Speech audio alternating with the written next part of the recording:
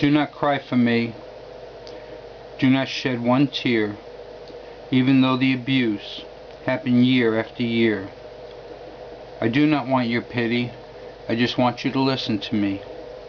Through verse I'll tell you my story and of what I've come to be. Through verse I'll share my pain and how I let the healing begin. I'll speak of heartache and trust and of overcoming the ultimate sin. Just share with me your trust, your friendship, your caring, your heart, and I promise in return I will do my part. Welcome to my poetry recital. I want to thank you all for coming. Tonight I will be reading from my new poetry book, Mind Guards the Gate. I mostly write inspirational poetry for those that suffered or are still suffering from severe childhood sexual abuse and trauma. My first poem is Last Night I Had a Dream. Last night I had a dream of a long forgotten place. As it started coming back to me, sadness filled my face. I saw a little boy who did not understand what was being done to him at his father's hand.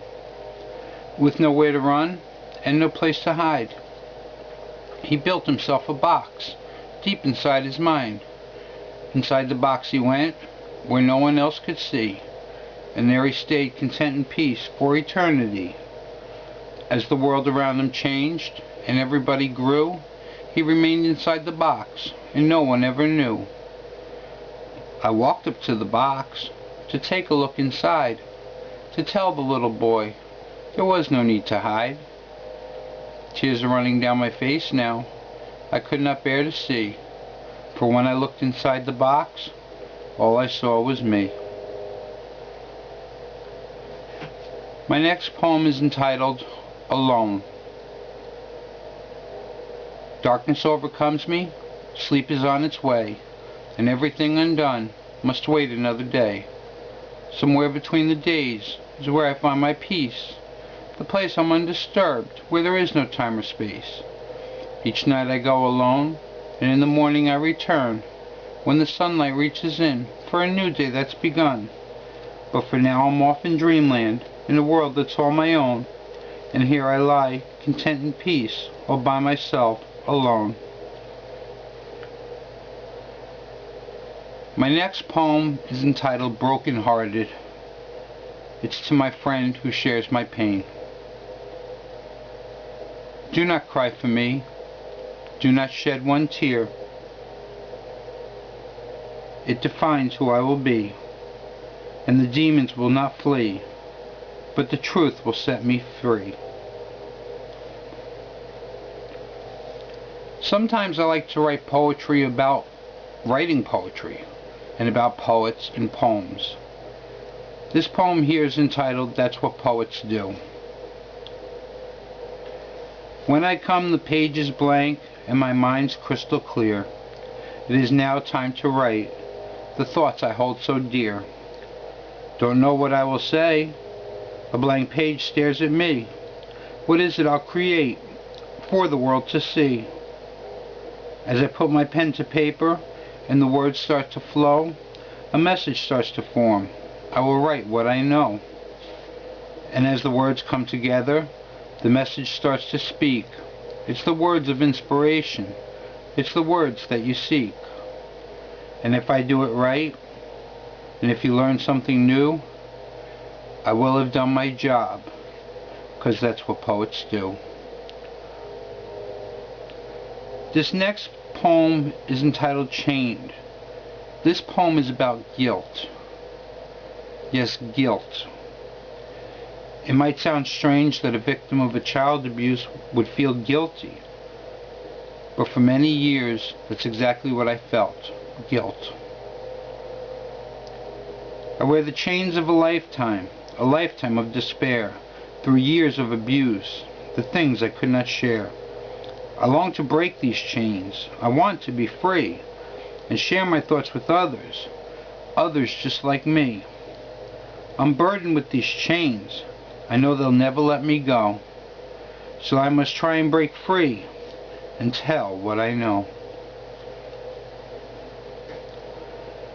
This next poem is titled, "A Child Will Lead Us."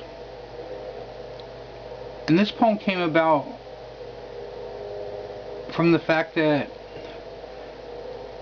I wanted to impart some words of wisdom on my children, something I could share with them that they could use when they grow up, and I just didn't know what to share, so I wrote a poem about it. What am I going to say when it comes my turn to speak, when my children look to me for the answers that they seek? Should I tell them about humanity and death and despair, or should I tell them about our joyous side and the love that we all share? Maybe I'll talk of hope and the fate of mankind, or maybe I'll talk of emotion and the power of the mind. Should I tell them it's their choice and it's the path that they choose that will decide their fate, whether they'll win or they'll lose? Yet do I have the right to show them the way, to decide their fate with the words I will say? I guess I'll just tell the truth and share what's on my mind, and let them lead the way to decide the fate of mankind. My next poem is entitled "My Story," and this is something I'm sure everybody can relate to. Everyone has a story, and everyone's had it tough. Who's had it worse, I wonder? Was your life tough enough? I wouldn't burden you with my story, 'cause I know you have one too. And if I tell you how bad mine is, you'll tell me it was worse for you. My next poem is entitled "Uncle Bob." Yes, there was an Uncle Bob. I grew up, and Uncle Bob was a very important figure in my life. He was a very generous man, but looking back on his life, it's very sad. He must have felt very alone his entire life. Uncle Bob. And then there's my Uncle Bob, who would have wanted you to know how he was going to travel the world and why he didn't go. Year after year he planned it, saying next year I'm going to go. But next year came and went. Still he kept planning to go. One day Uncle Bob died. His journals all stood in a row. His camping gear was ready, because next year he was going to go. So don't put it off till tomorrow. Uncle Bob would have wanted you to know the last thing that he learned, and the reason he didn't go.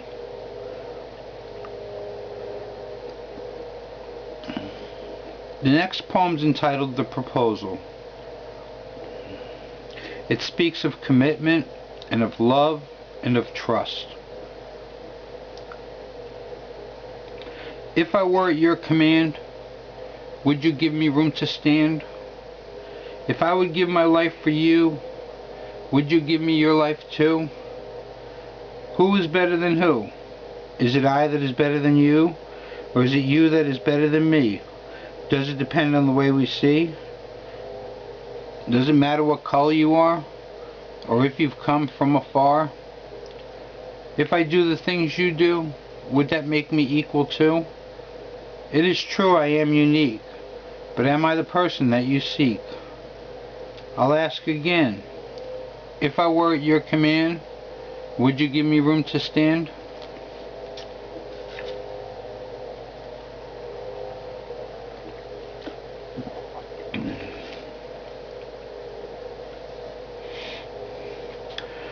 This next poem is entitled "I Only Have Today."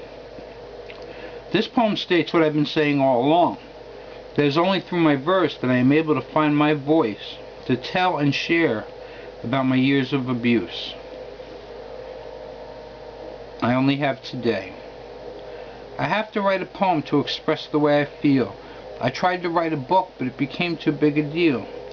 Through verse I'll find the words to tell about my times. I'll choose my words so carefully to make sure it all rhymes. I have to write it quick though, for I only have today. Tomorrow I'll be gone, and I'll have nothing left to say.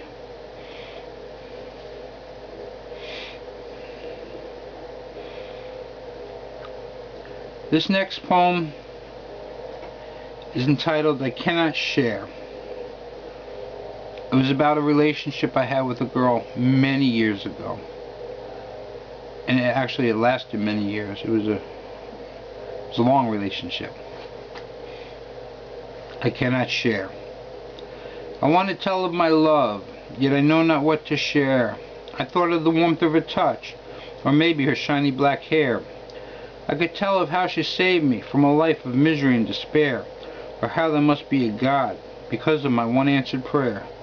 I want to scream of my joy in a world that just isn't fair, and of the love that I found among so many that just didn't care.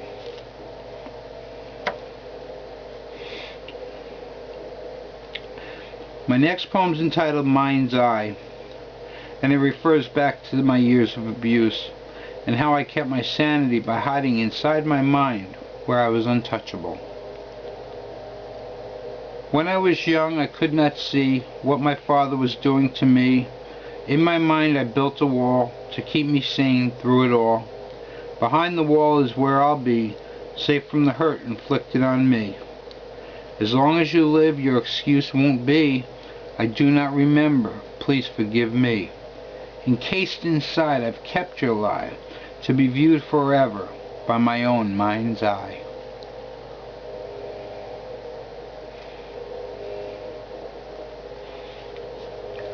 The next poem is entitled Mind Guards the Gate. It's where I got the title of the book from. It's a fantasy poem. But mind is a term I use to represent that part of the brain that kept me sane through years of abuse. I'll take you on a trip inside my mind, a place with a wall, the place that I hide. First you'll meet mind. He's the one that kept me sane through years of abuse. He's the one that hides the pain. Then you'll meet manipulation. He's the one that runs the show, the one that does my bidding, the one that you all know. Then there's fear, anger, and hate, along with all the rest. Most important, there is love, the one that I like best. Then when the trip is over, and you've seen behind my wall, then you'll understand why I need them all.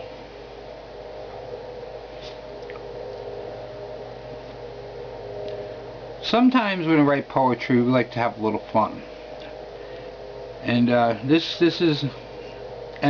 sometimes when we write poetry, we like to put a nice little twist at the end. And this poem is definitely that.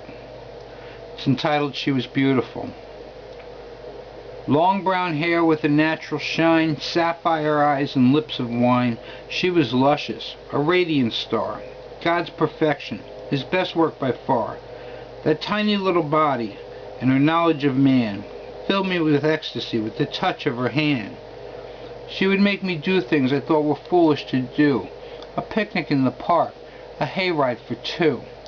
We had no money, but we were never poor. We only wanted each other. We needed no more. Then one day she came to me as if she had lost her best friend. Then suddenly I awoke and never saw her again.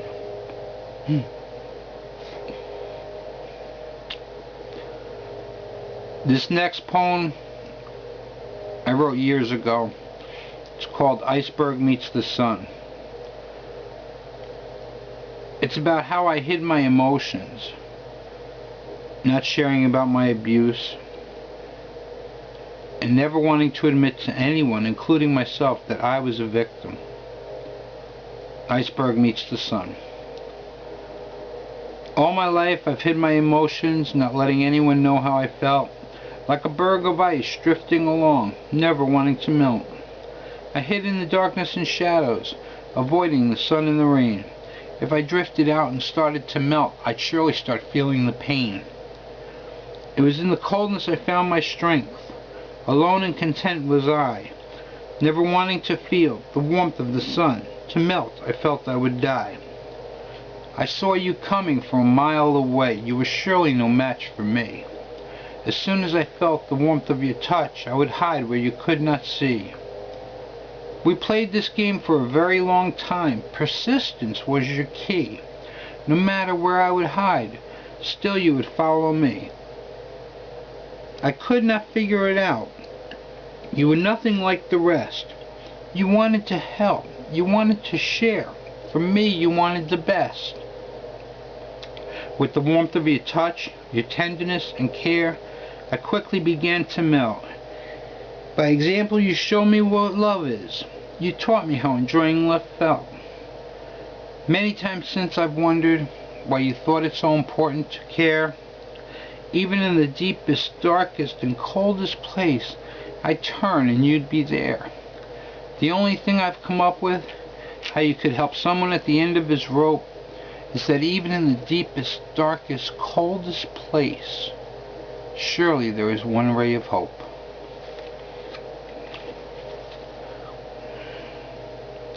This next poem is called Forbidden. Speaking of child abuse is considered by some to be a forbidden topic. It's just something people still don't talk about. It's there. Everyone knows it's there. But yet a lot of people think if they don't talk about it, it doesn't exist. And that's where I came up with my poem Forbidden. These are the forbidden topics. They're the ones we do not speak, which is why I sit here late at night writing the words that you seek. Although I'm very tired, I know I can do more. I know my words will help. This is what my life is for. Each night I write the words to help in my own way, to make your life a little better, to help you through the day. Still, I'm very tired, so I will say good night and hope that in the darkness you will somehow see the light.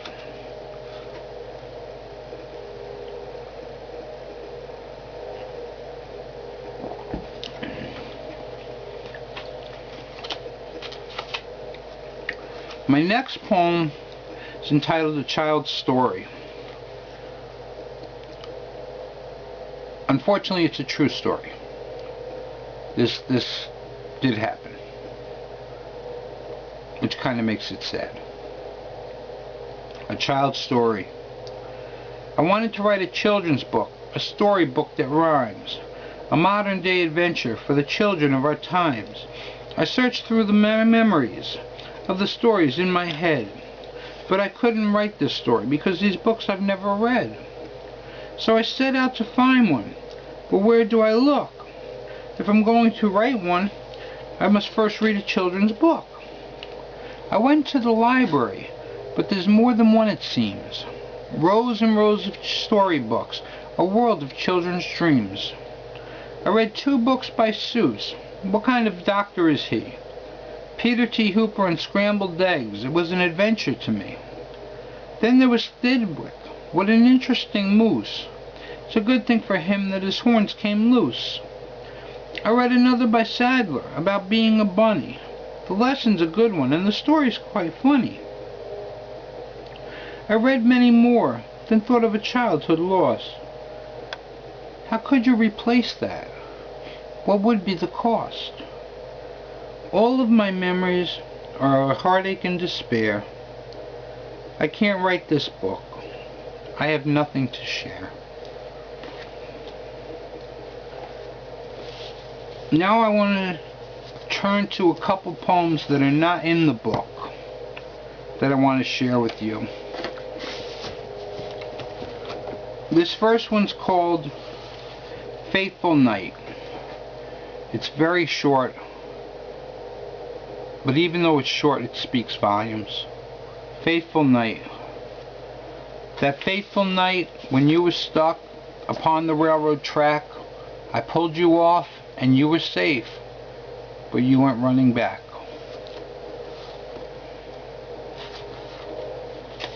And these last couple of poems I'm going to read for you tonight are from a new book that I'm working on.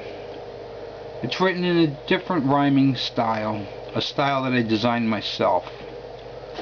First one's entitled Uninvited Silence Came. Can you hear it? The silence?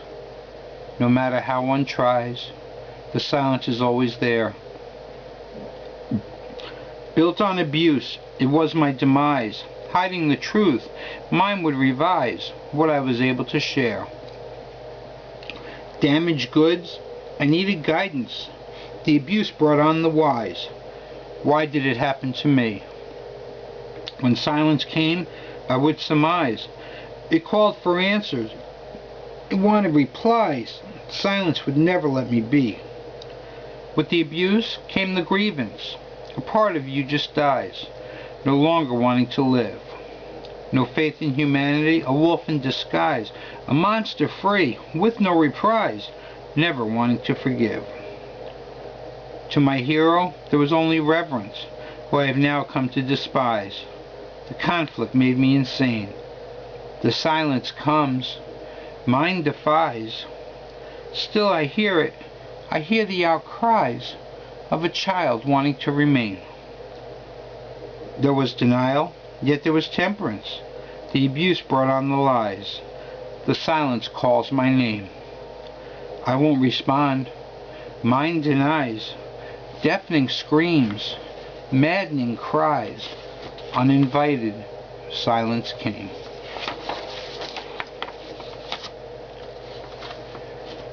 My next poem is titled Recluse.